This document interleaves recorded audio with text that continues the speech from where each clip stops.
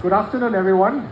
Glad to see so many of you in this session. My name is William. I'm from the institutional business side, and with me I have Paul from the equity portfolio manager.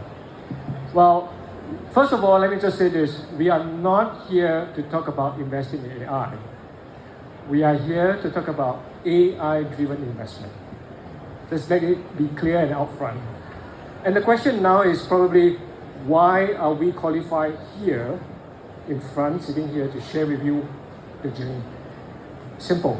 We started this 5 years ago, and we have impressive 3 years of investment result to prove that the AI model that Paul and his team developed has been consistently able to perform for us. So it was on that backdrop we thought it would be nice for us to share with the community here. I'm sure all of you are very keen to find out new ways to generate good investment results. And so this is what the session is all about. So let me just start, perhaps Paul. We started this 5 years ago. Maybe you want to give us to run through the journey. What was the catalyst back then 5 years ago? Why did we start with this? Why did the company UOBAM even think about AI back then? Yeah, thanks, William. I think it's a quite interesting journey for us all. Like you said, we started 5 years ago. I think at that time, if you all recall, the big thing in the markets was ARK investing, right? Katie Woods, if you remember. And there was a lot of talk about innovation, about disruption, and it got all of us thinking, right? When would this disruption come into the investment industry? So it's this technology has disrupted many industries, right? The EVs, banking. But actually, in investing, we're still pretty traditional. We're still very conservative, right? We haven't really been touched. And kudos to our management. They've had the foresight to think about what we're going to do, right? So we're asking ourselves, if this disruption came to us, what would happen? Would all our people be, would all our people lose their jobs, right? Is there anything we could do to prepare ourselves for this future? So obviously we decided at the end of the day that instead of fearing this change, instead of thinking that, we're all going to lose our jobs, there's no point fighting AI, why don't we make use of this innovation and technology to help us, right? To help us do even better. That was the starting point for us. And thankfully, after 3 years, I think, after 5 years, right, we've proven that it can be done. And in fact, the results on our publicly audited fund is there for everybody to see. It works, and I'm still employed.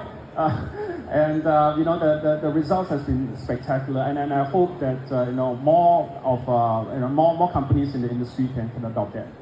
Actually, interesting, Paul, on the employment part, I was once told, I'm sure all of you have heard this before, we are not likely to be replaced by AI, but we are likely to be replaced by people who employ AI, who use AI, right? So, that's also the reason why I'm here as well, right? Otherwise, I'll be out of job as well. Anyway, that's right. I think, William, this is a very interesting point, right? So the way we see it, right? So we don't. So first of all, it's a mindset, right? I mean, if you think that you're going to fight AI all the way, then one party is going to lose, right? But if you treat AI as a tool, as a friend, then that's where you think differently, right? And that's the way we design our AI system, by the way. So we don't set it up such that it's competing with humans, but we set it up so that it works with humans. So we improve over the years. We keep improving the performance of the AI, but at the same time, we track the inputs of the analysts, right? In our case, and thankfully, we can say now that in the last couple of years too, that the analysts' contribution has also improved. So it's positive both ways. I think one analogy that was given to me by my salesperson is very interesting. He told me, like, AI is actually like Waze. I don't know how many of you use Waze when you're driving. So in the past, the cab drivers, they'll be all over the place, and they'll be very inefficient. They'll be going around in circles before they bring you from point A to point B, right? Suddenly, if you give them Waze, they all suddenly become very good drivers, very good cab drivers. So you get you from point A to point B in the most efficient way. So you don't have to flip maps, you don't have to be confused, you don't have to get lost. So that's how we see this AI model that I've developed with my team, right? So it is for us like a Waze. It teaches us how to get better results, but you do need to learn how to work with Waze. You need to know how it works. How do you key in your destination and stuff like that. So even older drivers, right? Older cab drivers, they have to learn how to use it, and if they do, their lives will be so much better for it. Okay, I mean, well, you talk about getting used to it, knowing what to do. We talk about results. We generated impressive results. I think the next question, or rather the next thing in people's mind is that what are the main drivers behind this AI model that kind of allow you to consistently generate superior investment results? So, I mean, what are the key drivers, perhaps, if you want to share with the group? Yeah, I think we take a step back. I'm not sure how many of you are really from the finance industry or investment industry, but if you are, then you'll realize that actually things are really, like I said, very traditional, right? People still, I don't know, when was the last time you watch people give recommendations on TV? When they say, oh, buy equities, just listen, what kind of reasons do they give for that? How many factors, or how many features, or how many sets of indicators do they use to justify their decision? For instance, say, okay, buy equities, buy SPX today because the employment numbers are down, and then unemployment numbers are down, CPI is down, interest rate is down, or whatever, right? I mean, most people will just use a handful of indicators literally. But that's the problem. I think that's, and a lot of investment decisions are made by narrative, by what you hear in the media, what you read. Unfortunately, all these things are very subjective. They're not very, they're not very objective, right? So that's why, our system has worked much better than the competition. It's because we look at all the data that's available.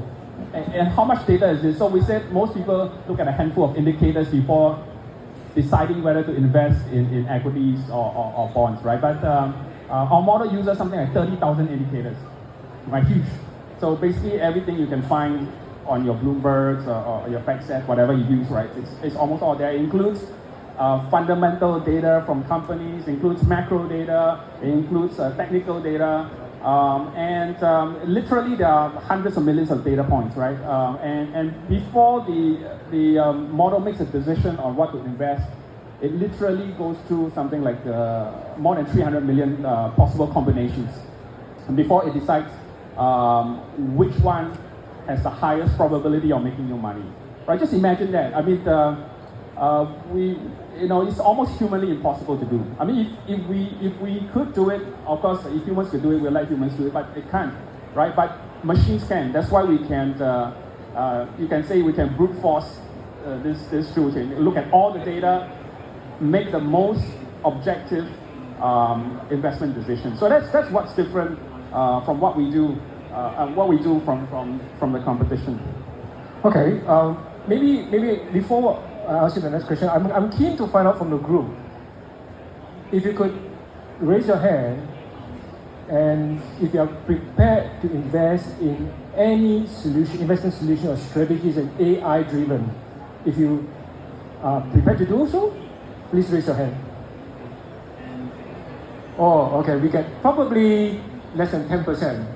Of people in the group. And William, this is the tech crowd. Yeah, interesting. So we were keen to know whether is it a case of because you're not familiar with the financial aspect of things or the tech, right? But maybe, okay, let's come back to the group here and ask Paul a few more questions. Given what you just shared, and given the responses from the group here seems to be relatively small in terms of numbers of people you prepared to go into investing in any strategy or investment solution that's driven by AI, what do you think are the things that are holding back investors? I think it's a very interesting question. I don't think, when you watch Netflix, I mean, you don't hesitate to let the algorithm decide for you. What's the next movie you're going to watch.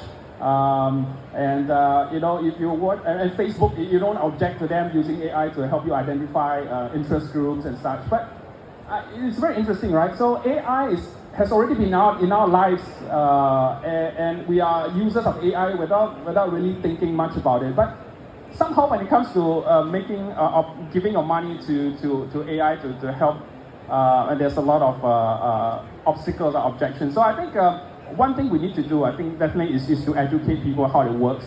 Like I said, at the end of the day, this is not a black box. I think people have to understand that at least the way we constructed it, AI is helping analysts to make better decisions. At the end of the day, that's all it is, right?